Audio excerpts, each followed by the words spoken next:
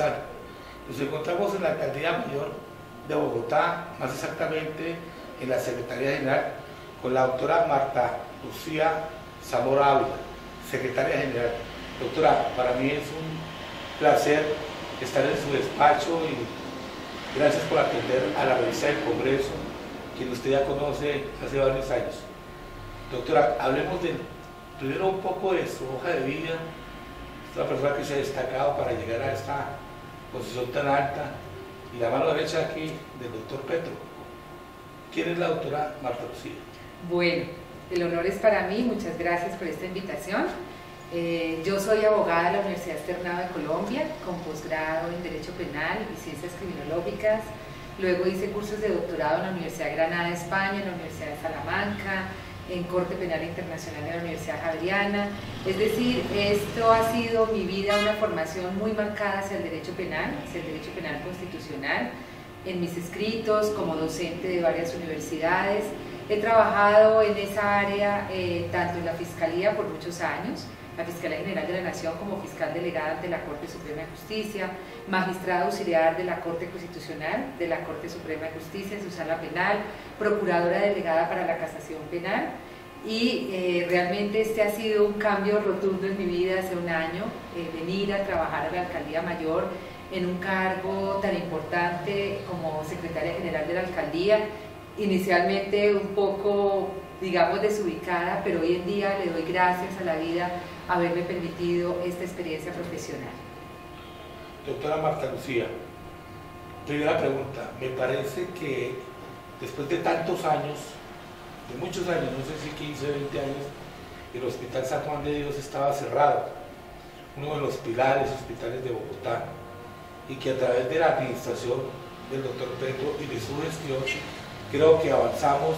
Hay una ley de expropiación. Queremos saber un poquito más de cuál fue la gestión, doctora. Bueno, el San Juan de Dios ha sido una preocupación y un querer del alcalde mayor, incluso desde sus épocas como representante de la Cámara, como senador de la República, el interés de volver a revivir un hospital emblemático para la ciudad. Es un hospital que en su fecha de iniciación en prestar los servicios de salud casi que coincide con la fundación de Santa Fe de Bogotá en esa época, y por lo tanto es un hospital que ha acompañado a la ciudad. Allí se han formado los médicos con experiencia profesional que han sido destacados no solamente aquí en nuestro país, sino en el exterior, de la mano de la Universidad Nacional. Y por esa razón, él desde el inicio de su gobierno como alcalde ha querido buscar las soluciones con el fin de poder darse la apertura del Hospital San Juan de Dios. El año pasado, la alcaldía fue favorecida con la adjudicación de todo el complejo hospitalario, Hospital San Juan de Dios e Instituto Materno Infantil. A raíz de esta adjudicación, a finales del año 2013, el Instituto de Patrimonio Cultural, junto con el Ministerio de Cultura, firmó un contrato con la Universidad Nacional con el fin de adelantar los estudios médico-arquitectónicos con el fin de el futuro funcionar del Hospital San Juan de Dios. Una vez hecha la adjudicación, se procedió a la compra inmediatamente, pero la adquisición del San Juan de Dios se vio truncada por una decisión del registrador del sur, que consideró que no podía ser posible el registro de la propiedad en favor del distrito, por cuanto existía un vacío en su criterio de una escritura del año 1924. La Alcaldía Mayor, lo mismo que el liquidador de la liquidación de la Fundación San Juan de Dios, presentó el recurso de apelación. Esto ocurrió hace ya casi 3 meses, y hasta este momento no tenemos ninguna decisión, por lo menos para saber exactamente cuál es el desarrollo de ese recurso interpuesto. Por esa razón, y atendiendo las necesidades de urgencia, como lo contempla la Constitución Política y como lo contempla la ley, la necesidad de poder avanzar en poner en funcionamiento el hospital, el alcalde expidió el decreto por el cual se da inicio a la expropiación por vía administrativa del Hospital San Juan de Dios, y ya estamos en la fase avanzada de la oferta, y paralelamente a todo este procedimiento tenemos ya entregado el trabajo a la Universidad Nacional. Fue recibido por la alcaldía la semana anterior, Tenemos un comodato con el Instituto de Medicina Legal, hay 2 edificios funcionando, uno de ellos los laboratorios de biología de la Universidad Nacional, ya allí se están practicando dictámenes sobre abuso sexual, abuso a mujeres, a niños, y también tenemos un proyecto bellísimo que es nada menos que el laboratorio genética, con el fin de identificar allí todos los perfiles de ADN para búsqueda de personas desaparecidas, que allí pues va a ser un laboratorio muy importante para todos los efectos de después de la firma de la paz. Doctora, el doctor Pestro y esta administración se ha destacado por la defensoría de los animales. Él ha sido pilar, vehemente defensor, inclusive trajo a César, el domador de perros, acá en Colombia. ¿Qué pasó con la Plaza de Toros? Bueno, la Plaza de Toros en este momento ya están iniciadas las obras para el reforzamiento estructural de la Plaza de Toros. Esto fue después de un proceso licitatorio que se adjudicó a un consorcio que demostró pues su idoneidad y sus conocimientos y experiencia en materia del reforzamiento de un monumento nacional como es la Plaza de Toros. Para ese efecto pues se requirió la resolución de aprobación por parte del Ministerio de Cultura, lo mismo que la Curaduría, y por esa razón hoy en día ya se iniciaron las obras. Alrededor de 18 meses Bogotá tendrá un escenario que no solamente será eventualmente para toros, sino para muchas actividades culturales que la ciudad requiere, y que ya será un escenario con toda la seguridad para las personas que allí asistan. Doctor, hay un fallo muy importante del Tribunal Administrativo en donde se tiene que devolver parte del automotor de la empresa de aseos. ¿Qué pasa con ese fallo? Bueno, este tema de basuras y de todo lo relacionado con el aseo de la ciudad pues ha sido muy polémico. Recordemos cómo esta decisión del alcalde, esta política frente al manejo de los residuos domiciliarios fue lo que lo llevó a la destitución por parte de la Procuraduría General de la Nación. Eso ha dado diferentes pronunciamientos. De un lado, la Corte Constitucional, que ha ordenado realizar acciones afirmativas y manejar todos los procesos alrededor de darle a los recicladores el lugar que les corresponde, la remuneración que les corresponde, además que haciendo ellos un papel muy importante en la ciudad, y es la separación de los residuos, de lo que puede ser reutilizable y lo que va para el relleno de Doña Juana.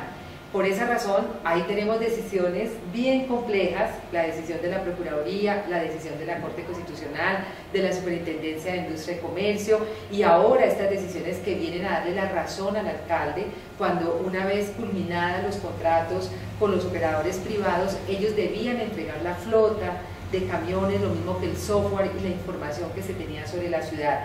Esto es un poco que con el tiempo se ha ido clarificando todos estos procesos, siguiendo una sola línea, y es que la política del alcalde es una política que comulga con una ciudad, primero, llamada a darle la mano a los menos favorecidos como son los recicladores, y por otro lado que a través del manejo adecuado de los residuos estamos haciendo una mejor calidad de vida y una ciudad preparada para todas las situaciones del cambio climático.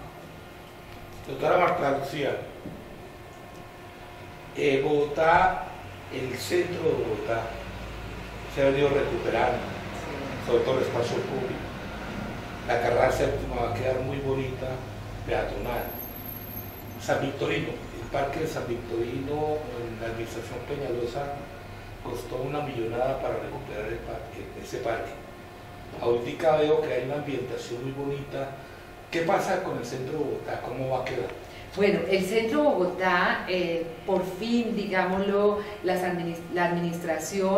administración logró hacer que los ciudadanos se den cuenta de la importancia que tiene el centro histórico. Es decir, ese abandono al que estaba sometido, hoy pasamos a recuperar los cafés, a recuperar las fachadas de la Candelaria, a recuperar los monumentos, a hacer que los espacios públicos sean generosos para caminar. Al principio la gente chocaba con estas ideas, con esta política de ciudad, en el sentido que no, pues mejor que se pueda parquear el carro, que las personas puedan llegar con su vehículo a comprar cualquier cosa. Hoy en día la gente se ha dado cuenta que es calidad de vida poder caminar, poder hacerlo en un ambiente mucho mejor.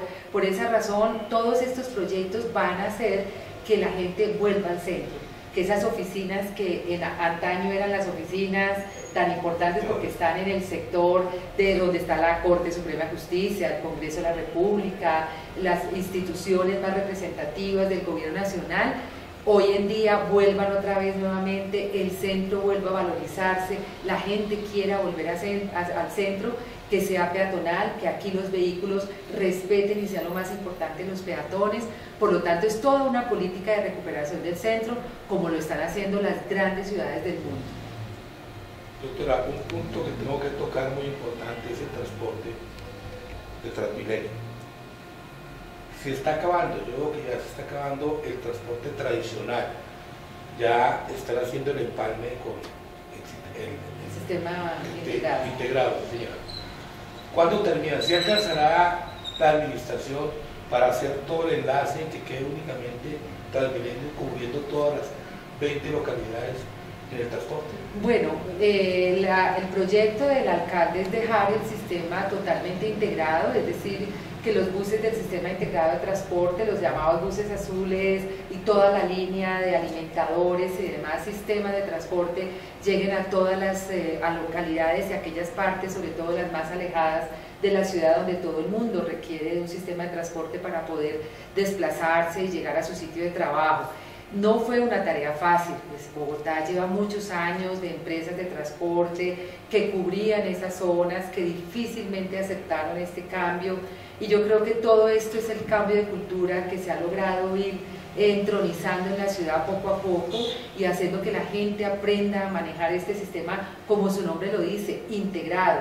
Ya no era como antes, que una persona tomaba un bus en la avenida Caracas frente a La Picota y ese mismo bus la llevaba hasta Usaquén en un solo transporte.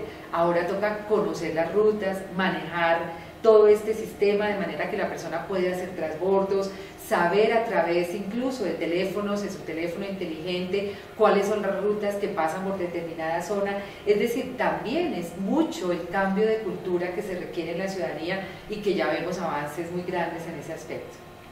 Doctora, otro punto de transporte, pero este es particular. ¿Hay algún programa, algún proyecto de que no vamos a tener esos trancones tan tremendos por la mañana en la parte de los carros particulares, vehículos privados? ¿Tienen algún programa especial en esta administración?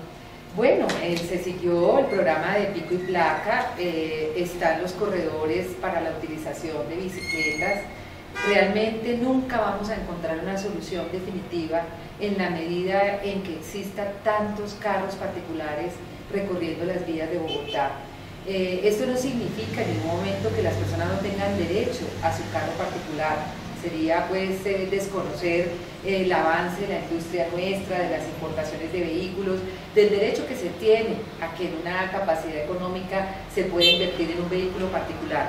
Pero yo creo que la cultura nos debe llevar a la mayor utilización del transporte público y ojalá en el tiempo más corto podamos tener el sistema de metro también en la ciudad, lo que significa que las personas solo utilizan el transporte con el fin de desplazarse hacia el centro, hacia sus sitios de trabajo, pero cada vez menor la congestión que se haga a través de bicicleta, caminando, es decir, jamás las vías, las que existen hoy en día, van a ser capaces de soportar tantos y tantos vehículos que todos los días se desplazan en la ciudad. Es decir, esto requiere todo un cambio de cultura, mejoramiento del transporte público, lograr que ese transporte llegue a todas partes de la ciudad y una conciencia ciudadana de utilizar menos el vehículo particular.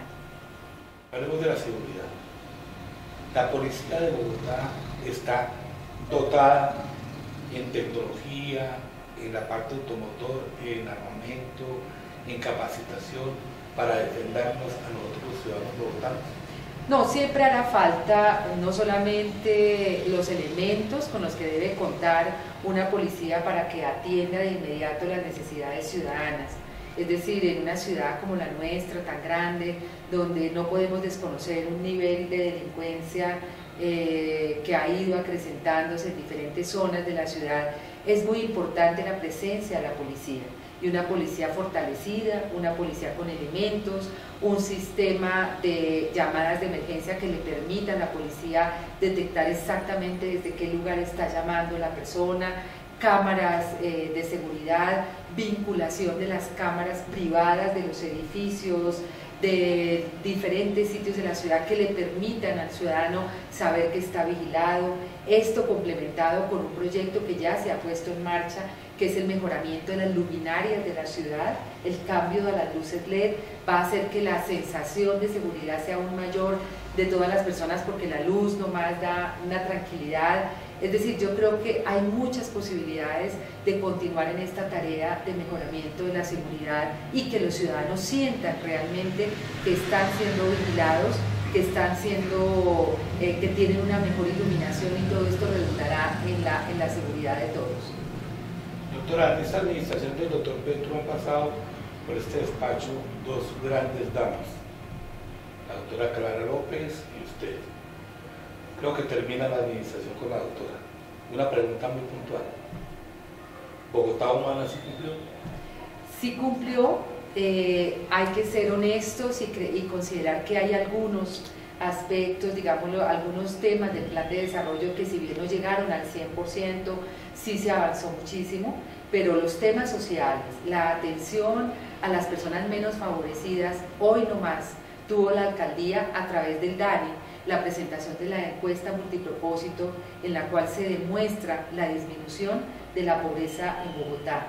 Eso significa mayor cobertura en salud, mayor cobertura en educación, en atención social, habitantes de calle, personas con problemas de drogadicción, jardines infantiles, cualquier cantidad, incluso nocturnos para las mujeres que trabajan de noche. Es decir, yo creo que el compromiso del plan de desarrollo con la Bogotá más necesitada se ha cumplido.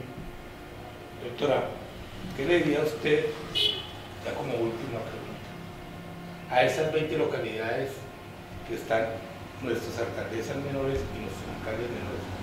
¿Qué mensaje les envía a ellos para que sigan su ejemplo? Bueno, yo creo que Bogotá ha llegado a un punto de no retorno.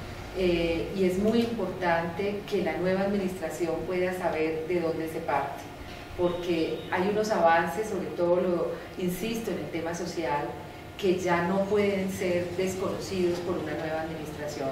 Yo creo que la bandera social, el reconocimiento de los derechos, el reconocimiento de las nuevas ciudadanías, la presencia de la población afro, el respeto por los grupos indígenas en Bogotá, por diferentes grupos étnicos que aquí en la ciudad conviven, eso ya no puede ir hacia atrás, sino por el contrario, cada vez lograr mayores avances y mayor reconocimiento de derechos a todas las personas. Lo mismo las víctimas, la víctima que por excelencia llega a la ciudad de Bogotá en busca de un mayor futuro. Nosotros hemos dado un avance incluso mucho mayor que a nivel nacional. Bogotá cuenta con 6 centros, ahora vamos a inaugurar el 7º, para recibir a las víctimas. Se llaman los centros Dignificar, con puntos de atención en la terminal de transporte, con puntos de atención en todos los sitios que significa a llegar allí, obtener información, apoyo humanitario inmediato, reubicación, y la segunda parte que ya vamos es lograr el emprendimiento de las víctimas y que puedan ellas mismas ser autosostenibles en una ciudad tan difícil como es Bogotá. Bueno, ustedes se dieron cuenta del programa tan importante que esta administración está cumpliendo a nosotros los capitalinos. Doctora, muchas gracias, muy amable por haberme atendido. Ustedes, señores alcaldes, gobernantes, les sea un mensaje importante como ejemplo para todas las 32 departamentos que nos escuchan. Muchas gracias y hasta la próxima.